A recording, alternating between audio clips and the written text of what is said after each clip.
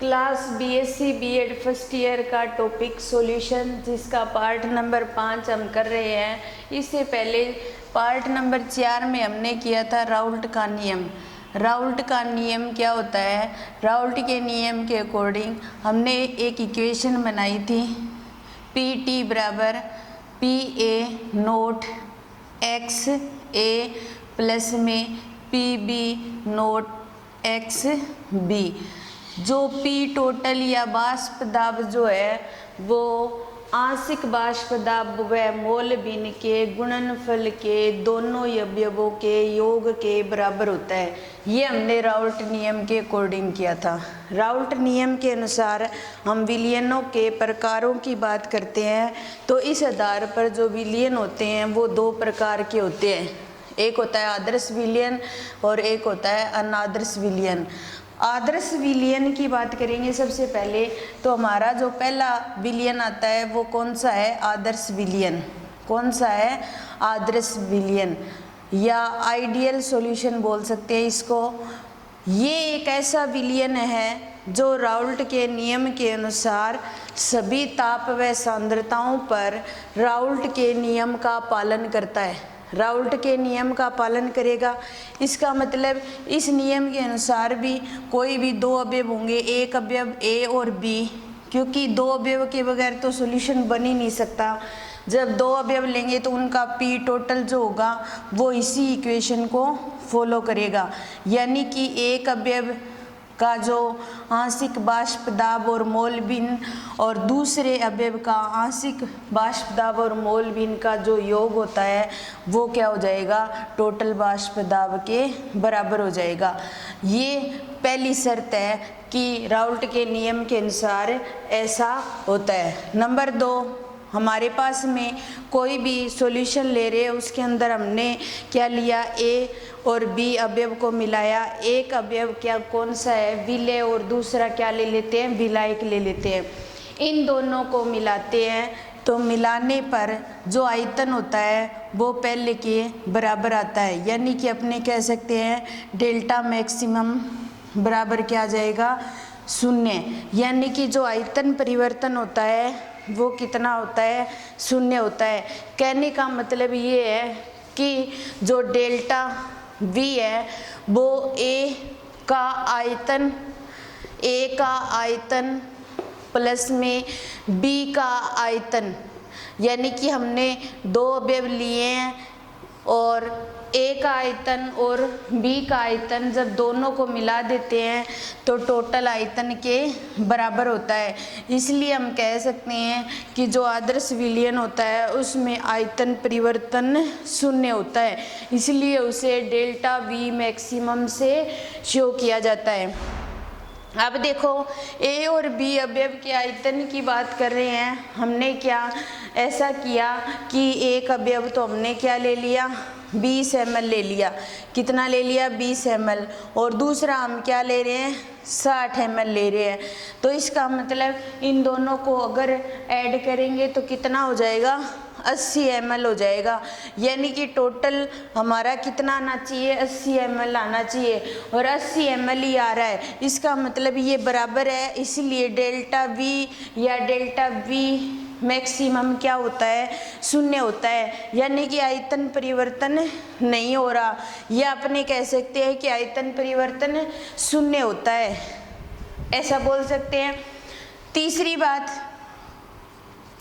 कि ए और बी अवयव को अगर मिलाते हैं तो जो एंथैल्पी परिवर्तन जो होता है वो भी क्या होता है? 0 होता है। यानी कि इस दौरान जब हमारे पास में ए और बी अवयव होंगे, उन दोनों को मिलाएंगे और विलयन बनाएंगे, तो उन विलयन बनाने के दौरान हम ना तो ऊर्जा का अवशोषण करेंगे, न तो ऊर्जा का अवशोषण होगा, ना तो ऊर्जा का अवशोषण होगा, और न ही ऊर्जा का उत्सर्जन होगा, न ही ऊर्जा का उत्सर्जन होगा। इसका मतलब डेल्टा H मैक्सिमम क्या आएगा? 0 आएगा। अगर हम क्या करें, ऊर्जा का अवशोषण करें या ऊर्जा का उत्सर्जन करें, उस कंडीशन में एंथैल्पी परिवर्तन होता है। या तो एंथैल्पी परिवर्तन नेगेटिव आ सकता है या फिर पॉजिटिव आ सकता है। लेकिन हमारे पास में क्या है, राउल्ट के नियम के आदर्श विलयन की बात करते हैं। जब हम ए और बी अवयव को मिलाते हैं तो ये कुछ शर्तों को लागू करता है और वो शर्तें हर टेम्परेचर और सांद्रता पर राउल्ट के नियम को फॉलो करते हैं। इसलिए वो विलयन कौन सा होता है, आदर्श विलयन होता है। पहली बात, जो पी टोटल का जो मान होता है वो इन दोनों के योग के बराबर होता है। आयतन परिवर्तन शून्य होता है, एंथैल्पी परिवर्तन शून्य होता है। न तो ऊर्जा का अवशोषण होता है और न ही ऊर्जा का उत्सर्जन होता है। चौथी बात, ए और बी के बीच का जो आकर्षण बल है वो ए और बी आकर्षण बल के बराबर होता है। यानी कि ए बी का आकर्षण बल ए के आकर्षण बल और बी के आकर्षण बल के बराबर होता है। ये जो चार बातें हैं, ये जो चार शर्तें हैं जिस विलयन पर लागू होती है वो राउल्ट के नियम को फॉलो करता है। और वो विलयन कौन सा होता है, आदर्श विलयन होता है। वो कौन सा विलयन होता है, आदर्श विलयन होता है। उसके बाद में आता है अनादर्श विलयन। तो अनादर्श विलयन के अंदर भी हम क्या करेंगे, हमारे पास में एक तो ए अवयव है और दूसरा क्या है, बी अवयव है। एक तो ए अवयव है और दूसरा हमारे पास बी अवयव है। इन दोनों को मिलाते हैं तो वो निम्न शर्तों का पालन करेगा। पहली बात तो ये हो जाएगी कि पी टोटल का जो मान है वो इनके बराबर नहीं होगा, इनके बराबर नहीं होगा। तो इसका मतलब ये है कि ये राउल्ट के नियम को फॉलो नहीं करता, और जो राउल्ट के नियम को फॉलो नहीं करता वो सॉल्यूशन अनादर्श सॉल्यूशन होता है, पहली बात। दूसरा, जो आयतन परिवर्तन है वो भी नॉट इक्वल टू शून्य होगा, और जो एंथैल्पी परिवर्तन है वो भी नॉट इक्वल टू शून्य होगा। और जो आकर्षण बल है ए का और ए और बी का और ए का और बी के बीच का जो आकर्षण बल है वो भी बराबर नहीं होता। तो आदर्श विलयन का बिल्कुल अपोजिट होता है। आदर्श विलयन, पहली शर्त जो दाब होगा वो दोनों के योग के बराबर नहीं होगा। आयतन परिवर्तन, यहाँ पर हमने क्या किया था, 20 और 60 ml मिलाकर 80 ml बनाया था, और 80 ml ही हमें मिलता है। लेकिन इसको जब बनाते हैं तो अगर 20 और 60 ml को मिला दिया जाए तो हमें 80 ml प्राप्त नहीं होता। या तो क्या हो जाएगा, इस विलयन का मान कम हो जाएगा, मान लो 78 या 79 मिल गया, या फिर 81 या 82 मिल जाएगा। इसका मतलब वो डेल्टा वी मैक्सिमम शून्य नहीं होगा, यानी कि आयतन परिवर्तन क्या हो रहा है, शून्य नहीं हो रहा, या आयतन में ही परिवर्तन हो रहा है, हम ऐसा बोल सकते हैं। तो इसीलिए यहाँ पर अगर कम हो रहा है तो वो नेगेटिविटी को शो करता है, अगर ज़्यादा हो रहा है तो वो पॉजिटिविटी को शो करता है। अगर कम हो रहा है तो वो ऋणात्मक विचलन शो करेगा, अगर ज़्यादा हो रहा है तो वो धनात्मक विचलन शो करेगा। Delta H not equal to शून्य, एंथैल्पी का जो मान होता है वो भी शून्य नहीं होता, यानी कि या तो उसमें ऊर्जा का अवशोषण होगा या फिर क्या होगा, ऊर्जा का उत्सर्जन होगा। अगर ऊर्जा का अवशोषण होता है तो वो धनात्मक विचलन शो करेगा, अगर ऊर्जा का उत्सर्जन होता है तो वो ऋणात्मक विचलन शो करेगा। ए और बी, यहाँ पर ए बी का जो आकर्षण बल है वो ए और बी के आकर्षण बल के बराबर नहीं होता, यानी कि या तो अधिक होगा या क्या होगा, कम होगा। इन सारी कंडीशन को देखते हुए हमारे जो अनादर्श विलयन है हमारे जो अनादर्श विलयन है वो कितने प्रकार के होते हैं? 2 प्रकार के होते हैं। हमारे जो अनादर्श विलयन है वो दो प्रकार के होते हैं। पहला, धनात्मक विचलन शो करने वाला अनादर्श विलयन। धनात्मक विचलन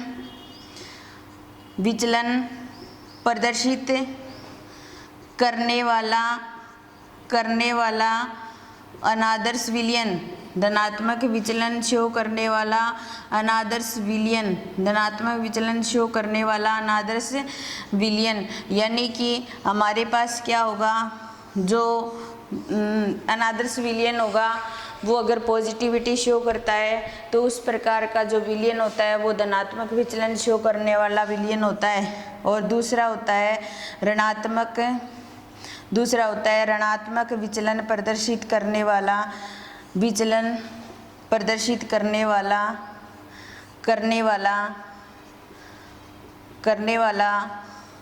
अनादर्श विलयन।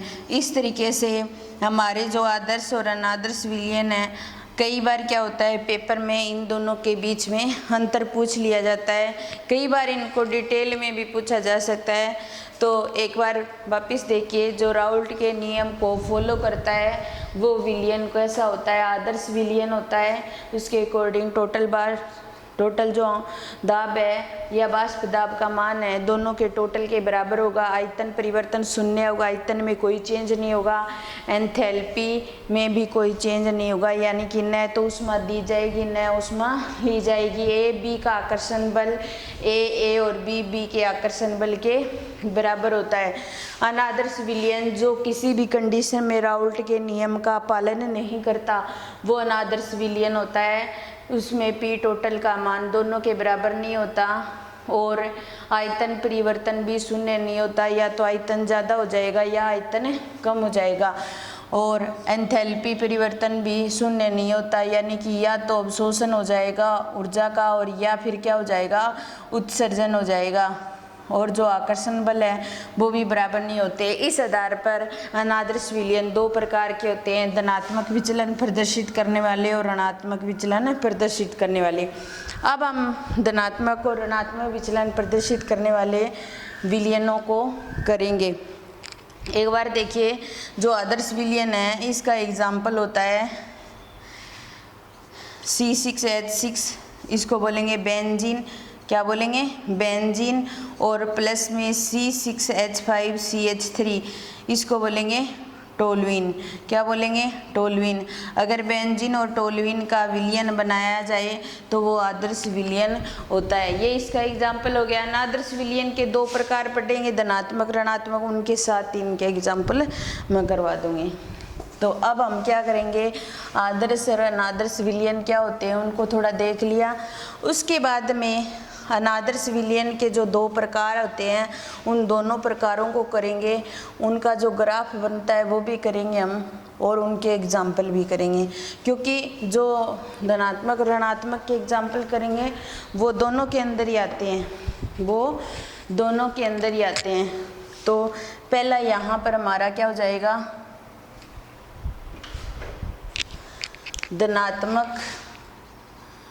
धनात्मक विचलन प्रदर्शित करने वाला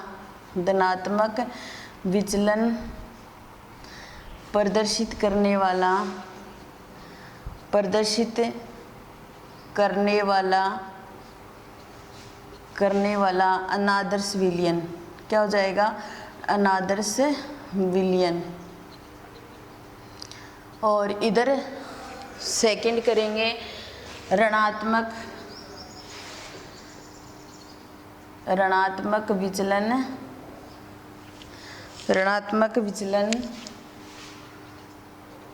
विचलन प्रदर्शित करने वाला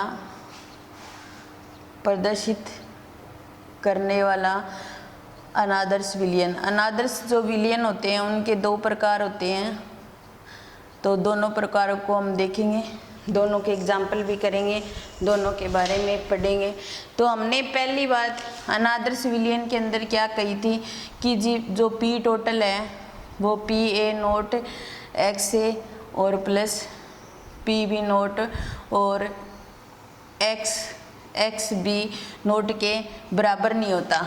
बराबर नहीं होता इसका मतलब ये तो क्या था, अनादर सिविलियन के अकॉर्डिंग इक्वेशन थी। किसके अकॉर्डिंग? अनादर सिविलियन के अकॉर्डिंग। तो इसका मतलब यहाँ पर अनादर सिविलियन के अंदर ये इक्वेशन लागू होती है। तो इसका मतलब ये हुआ कि या तो पी यानी कि पीटी है या टोटल जो वाष्प दाब है उसका मान अधिक होगा या कम होगा। तो धनात्मक का मतलब पॉजिटिविटी शो कर रहे हैं, तो पी टोटल का मान ज़्यादा हो जाएगा, P A naught X A और plus P B naught X B. यानी कि यहाँ पर क्या कर रहा है, धनात्मक विचलन शो कर रहा है। क्या कर रहा है? धनात्मक विचलन शो कर रहा है। इसका मतलब पी टोटल का मान क्या हो जाएगा, इन दोनों से अधिक हो जाएगा। पी टोटल का मान इन दोनों से अधिक हो जाएगा। अगर पी ए की बात करेंगे तो पी ए नोट एक्स ए से अधिक हो जाएगा, और अगर पी बी की बात करेंगे तो P naught X P B naught और एक्स बी से अधिक हो जाएगा। तो पहली जो शर्त है वो ये हो जाएगी कि वाष्प दाब का मान अधिक हो जाएगा। इसके लिए जो पहली शर्त होगी, इसके लिए नेगेटिविटी शो कर रहा है, यानी कि ऋणात्मक विचलन शो कर रहा है। इसका मतलब इसका मान क्या हो जाएगा, कम हो जाएगा। तो पी टोटल से इन दोनों अवयवों का जो मान है वो क्या हो जाएगा, अधिक हो जाएगा। क्या हो जाएगा, अधिक हो जाएगा। अगर पी ए की बात करें तो पी ए नोट और एक्स ए का मान अधिक हो जाएगा, और अगर पी बी की बात करें तो P B naught X B का मान अधिक हो जाएगा, क्योंकि यहाँ पर क्या कर रहे हैं, नेगेटिविटी शो कर रहे हैं। दूसरी शर्त ये होती है कि आयतन परिवर्तन को लेते हैं हम, तो डेल्टा वी का जो मान है वो ए का आयतन प्लस बी का आयतन, ए का आयतन प्लस बी का आयतन, यानी कि ए और बी अवयव को मिला करके ए और बी के आयतन का हम टोटल करते हैं, तो यहाँ पर डेल्टा वी मैक्सिमम का जो मान होता है वो अधिक आता है। तो यहाँ पर क्या हो जाएगा, इसका मान डेल्टा वी मैक्सिमम का मान क्या हो जाएगा, कम हो जाएगा। ए का आयतन प्लस बी का आयतन, ए व बी के आयतन को अगर मिला दिया जाए तो डेल्टा बी मैक्सिमम का मान क्या हो जाएगा, कम हो जाएगा। यानी कि जो धनात्मक विचलन शो कर रहे हैं वो उसमें तो अधिक हो जाएगा और उसमें क्या हो जाएगा, कम हो जाएगा। यहाँ पर क्या हो जाएगा, डेल्टा एच का मान क्या आ जाएगा, पॉजिटिव आ जाएगा। डेल्टा एच का मान क्या आएगा, पॉजिटिव आएगा। यानी कि इसके दौरान क्या हो रहा है, ऊर्जा का अवशोषण हो रहा है, और जब ऊर्जा का अवशोषण होता है तो वो अभिक्रिया कौन सी होती है, ऊष्मा शोषी अभिक्रिया होती है। कौन सी अभिक्रिया होती है, ऊष्मा शोषी अभिक्रिया होती है। और ऊष्मा शोषी जो अभिक्रिया होती है उसमें हमेशा ही डेल्टा एच को पॉजिटिव में लिखा जाता है, डेल्टा एच को पॉजिटिव में लिखा जाता है। यानी कि ए और बी अवयव को मिलाएंगे तो ऊर्जा का अवशोषण होगा, ए और बी को मिलाएंगे तो ऊर्जा का अवशोषण होगा। तीसरी बात, यहाँ पर नेगेटिविटी के अंदर क्या हो जाएगा, इसका मान नेगेटिव आ जाएगा। यानी कि ऊर्जा का क्या होगा, उत्सर्जन होगा। ऊर्जा का क्या होगा, उत्सर्जन होगा।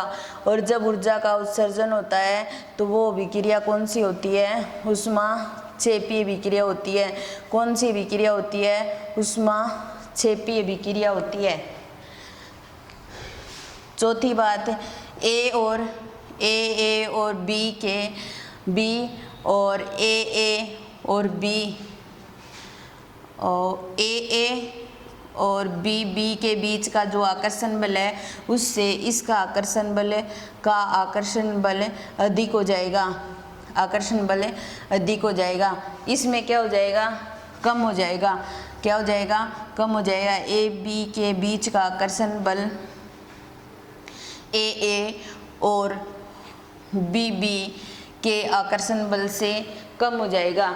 ये तो था ऋणात्मक और धनात्मक विचलन प्रदर्शित करने वाले अनादर्श विलयन। अब देखिए इसके अंदर हमने इनके अंदर जो चार मेन शर्तें होती हैं वो लिखी हैं जो एक दूसरे के विपरीत है।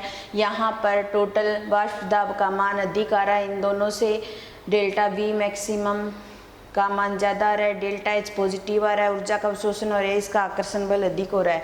इसके अंदर इनका मान अधिक आ रहा है, पी टोटल का मान कम आ रहा है, डेल्टा मैक्सिमम कम हो रहा है, डेल्टा एच का मान नेगेटिव आ रहा है, ऊर्जा का उत्सर्जन हो रहा है, और इनमें ए और बी का आकर्षण बल अधिक हो रहा है ए बी के आकर्षण बल से।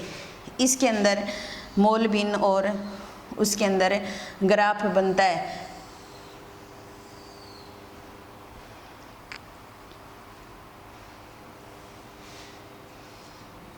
थोड़ा छोटा बना देती हूँ क्योंकि जब नीचे तक बनेगा तो शायद आपको नहीं दिखाई दे। अब देखिए यहाँ पर हम क्या लेते हैं, वाष्प दाब लेते हैं, क्या लेते हैं, वाष्प दाब लेते हैं, और यहाँ पर क्या लेते हैं, मोल भिन्न लेते हैं। जैसे हमने राउल्ट के नियम के अकॉर्डिंग बनाया था, यहाँ पर एक्स ए बराबर क्या होता है, 1 होता है, और एक्स बी बराबर क्या होता है, 0 होता है, और यहाँ पर एक्स ए बराबर 0 और एक्स बी बराबर क्या होता है, 1 होता है। अब देखिए x बराबर a के आधार पर हमें ये ग्राफ इस तरीके से प्राप्त होता है, और इसके आधार पर ये ग्राफ जो रेखा होती है वो ऐसे प्राप्त होती है, और इसके आधार पर ये रेखा इस तरीके से प्राप्त होती है। अब देखिए हमारे पास जो ग्राफ प्राप्त हुआ है, अब देखिए हमारे पास जो यहाँ पर देखिए पी ए ज़्यादा है पी ए नोट एक्स ए से, और फिर उसके बाद में पी बी ज़्यादा है P B naught X B से, और ये तो पी ए नोट के लिए प्राप्त हुआ है, ये पी बी नोट के लिए प्राप्त हुआ है, और पी टोटल का मान है वो पी ए और पी प्लस पी बी इसके लिए, और इसका मान क्या होता है, पी टोटल का मान अधिक होता है। अब देखिए हमने राउल्ट के नियम के अकॉर्डिंग ग्राफ बनाया था, तो वो ग्राफ में इस तरीके से एक सरल रेखा या बोल सकते हैं एक प्रकार से सीधी रेखा आ रही थी, और इसी ग्राफ में उसकी तुलना करके देखेंगे तो अब देखिए ये धनात्मक विचलन प्रदर्शित करने वाला अनादर्श विलयन का ग्राफ है। तो इसके अंदर देखो इतना डेविएशन आ गया, इतना विचलन आ गया इस ग्राफ के अंदर, और विचलन आया कैसे है कि हर चीज़ की मात्रा क्या हो रही है, बढ़ रही है, दाब का मान बढ़ रहा है, आयतन का मान बढ़ रहा है, ऊर्जा का अवशोषण हो रहा है, या फिर आकर्षण बल भी क्या हो रहा है, ज़्यादा हो रहा है। तो ये था धनात्मक विचलन प्रदर्शित करने वाला अनादर्श विलयन। इसी प्रकार हम ऋणात्मक के लिए ग्राफ बनाएंगे, तो ग्राफ तो यही होगा, यही हमारे पास में राउल्ट के नियम के अकॉर्डिंग होता है। बस हमें क्या करना है, धनात्मक और ऋणात्मक विचलन को प्रदर्शित करना है। हमें क्या करना है, धनात्मक और ऋणात्मक विचलन को प्रदर्शित करना है। वाष्प दाब और मोल भिन्न के मध्य ग्राफ बनाएंगे हम। यहाँ पर हमने क्या लिया है, एक्स ए बराबर क्या लिया है 1, और एक्स बी बराबर क्या लिया है 0, और यहाँ पर एक्स ए बराबर क्या है 0 और एक्स बी बराबर क्या है 1 है। और इसके लिए जो ग्राफ प्राप्त होगा वो हमें इस प्रकार प्राप्त होगा, और इसके लिए जो रेखा प्राप्त होगी ग्राफ की वो हमें इस प्रकार प्राप्त होगी, ऐसे, ठीक है। और ये क्या हो जाएगी, ऐसे प्राप्त हो जाएगी हमें। तो ये तो पी ए नोट पर प्राप्त होगा, और ये पी बी नोट पर प्राप्त होगा, और यहाँ पर देखिए ए के लिए ये है, तो पी ए बराबर पी ए नोट एक्स ए ये लिखते हैं। यहाँ पर देखिए पी ए से इसका मान ज़्यादा है तो हम ये निशान लगा देंगे, और जो बी होता है उसके लिए हम ऐसा लिख सकते हैं पी बी एक्स ए, यानी कि पी बी नोट एक्स ए का गुणनफल पी बी से क्या होगा, ज़्यादा होगा, और पी टोटल से ज़्यादा किसका मान हो जाएगा, P A plus P B का। ये ऋणात्मक विचलन को शो करता है। हम जो हमारा विलयन है, जो आदर्श विलयन है, या फिर राउल्ट के नियम के अकॉर्डिंग जो पालन कर रहा है, उसके आधार पर इस ग्राफ की जो रेखा है उसको डैश डैश करके मिला के देखें, तो ये रेखाएं जो हमने ऋणात्मक विचलन से प्रदर्शित की थी, ये इन डैश डैश रेखाओं से नीचे की तरफ आ रही हैं। क्या आ रही हैं? नीचे की तरफ आ रही हैं। इसका मतलब है ये किसको शो कर रही हैं? नेगेटिविटी को शो कर रही हैं। कहने का मतलब है ऋणात्मक विचलन को शो कर रही है, कमी को शो कर रही हैं। तो इसलिए ऋणात्मक विचलन के अंदर हर चीज़ में क्या आती है? कमी आती है। तो इस तरीके से हम ऐसा कह सकते हैं कि राउल्ट के नियम के अनुसार जो विलयन होते हैं वो दो प्रकार के होते हैं, एक आदर्श विलयन और दूसरा क्या होता है? अनादर्श विलयन होता है। एक होता है आदर्श विलयन और दूसरा होता है अनादर्श विलयन। जो आदर्श विलयन होता है वो हर कंडीशन में, हर टेम्परेचर और सांद्रता में राउल्ट के नियम का पालन करता है, और जो अनादर्श विलयन होता है वो राउल्ट के नियम का पालन नहीं करता। तो जो आदर्श विलयन होता है उसके अंदर टोटल बाष्प दाब का मान दोनों के योग के बराबर होता है, और जो आयतन परिवर्तन है वो भी शून्य होता है, एंथैल्पी परिवर्तन भी शून्य होता है, और आकर्षण बल का मान भी बराबर होता है। लेकिन जो अनादर्श विलयन होता है उनके अंदर आदर्श से बिल्कुल विपरीत होता है। इसलिए अनादर्श विलयन को दो भागों में बांट दिया जाता है, एक धनात्मक विचलन प्रदर्शित करने वाला अनादर्श विलयन और दूसरा ऋणात्मक विचलन प्रदर्शित करने वाला अनादर्श विलयन। धनात्मक विचलन वाले अनादर्श विलयन के अंदर पी टोटल का मान इन दोनों अवयवों के योग से अधिक होता है, और जो आयतन परिवर्तन है वो दोनों अवयवों के योग से अधिक होता है, और डेल्टा एच का मान पॉजिटिव आता है, यानी कि ऊर्जा का अवशोषण होता है। और ऊर्जा का अवशोषण होता है वो विक्रियाएं ऊष्माशोषी विक्रिया कहलाती हैं। ए बी के बीच का आकर्षण बल ए और बी के आकर्षण बल से अधिक होता है। इस प्रकार हम धनात्मक विचलन प्रदर्शित करने वाला जो ग्राफ है वो बाष्प दाब और मोल भी इनके अंदर बनाते हैं। तो ये डैश डैश वाली रेखाएं हैं वो क्या शो करती हैं? राउल्ट के नियम के अनुसार बनाए हुए ग्राफ को, और राउल्ट के नियम को जो फॉलो करते हैं वो विलयन आदर्श विलयन होता है। इसका मतलब ये ग्राफ राउल्ट के नियम को फॉलो नहीं करता, क्योंकि इसकी जो रेखाएं हैं वो इससे ऊपर की तरफ आ रही है, यानी कि वैल्यू क्या आ रही है? ज़्यादा आ रही है, यानी कि पॉजिटिविटी को शो कर रहे हैं, धनात्मकता को शो कर रहे हैं। इसलिए इस प्रकार का जो ग्राफ होता है या इस प्रकार का जो विलयन होता है वो अनादर्श विलयन होता है, और वो भी कौन सा? धनात्मक विचलन प्रदर्शित करने वाला अनादर्श विलयन, धनात्मक विचलन प्रदर्शित करने वाला अनादर्श विलयन। इसका जो एग्जाम्पल होता है वो ये होता है C2 एथेनॉल प्लस एसीटोन। इसका जो एग्जाम्पल होता है वो होता है एथेनॉल व एसीटोन, यानी कि C2H5OH और CH3 C double bond O और CH3। ये एथेनॉल क्या होता है, एसीटोन क्या होता है, ये आपने पढ़ लिया होगा केमिस्ट्री सेकंड के अंदर। ये तो एल्कोहल की फॉर्म है और ये क्या है? कीटोन की फॉर्म है। जब इन दोनों को मिला दिया जाता है तो वो क्या करते हैं? धनात्मक विचलन प्रदर्शित करने वाला अनादर्श विलयन का निर्माण करते हैं। फिर उसके बाद में आता है ऋणात्मक विचलन प्रदर्शित करने वाला अनादर्श विलयन, यानी कि राउल्ट के नियम से जो रेखाएँ शो हो रही हैं उससे ये रेखाएँ नीचे की ओर आ रही है, यानी कि नेगेटिविटी को शो कर रहे हैं, यानी कि ऋणात्मकता को शो कर रहे हैं। इसलिए ये विलयन क्या होते हैं? ऋणात्मक विचलन प्रदर्शित करने वाला विलयन।